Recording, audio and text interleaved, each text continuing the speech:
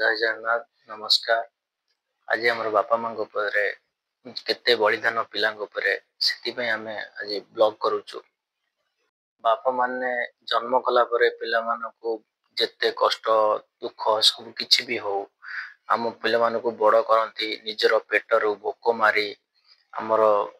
भोक न सोई खाई पी भगवान परी हमको मानती कहीं पिला जन्म है परे बापा माँ भावती आम बहुत भगवान आम पाइछु। झी हेले लक्ष्मी देवी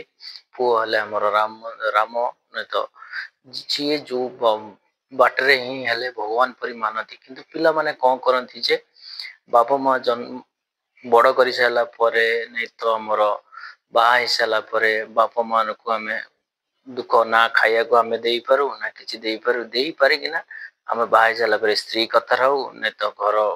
पार्श्व जो लोक था कथा हो से कथार आम बापा माँ को वृद्धाश्रम पठे पारतु सेटा ठीक नुह। आम जानी जे आमको जिते कष्ट कर जन्म कर बापा माँ किंतु आम किसी भी आमर फर्ज बनुची बचला आम जन्म हो बापा माँ कष्ट दूर करने जदि आम भी सेम सिचुएसन आसीपर आम पिला जब भी बड़ होना आमको करदे से पर वृद्धाश्रम छाड़े आम भी कौन से जमी आम भी सिचुएसन आसो आमर भी आमर पिला छुआ जन्म हो सारा आमको जब वृद्धाश्रम छाड़ आमको केमी लगे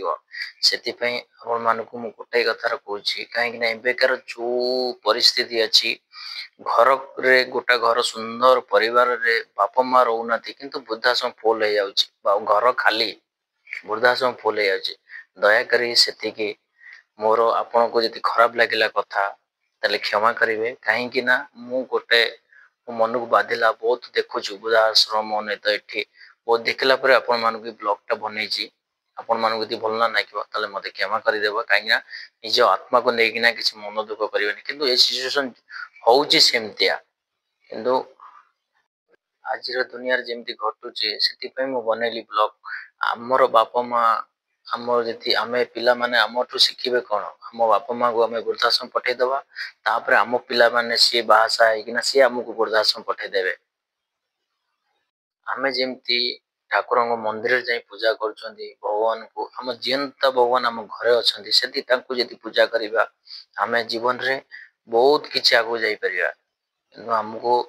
मत टे ये दुनिया जमीती चलुची से मत बाधिला बेली मुझे आपण मानक ये ब्लॉग रे कहली जदि आपण मानक किसी खराब लगी मु क्षमा मागुची।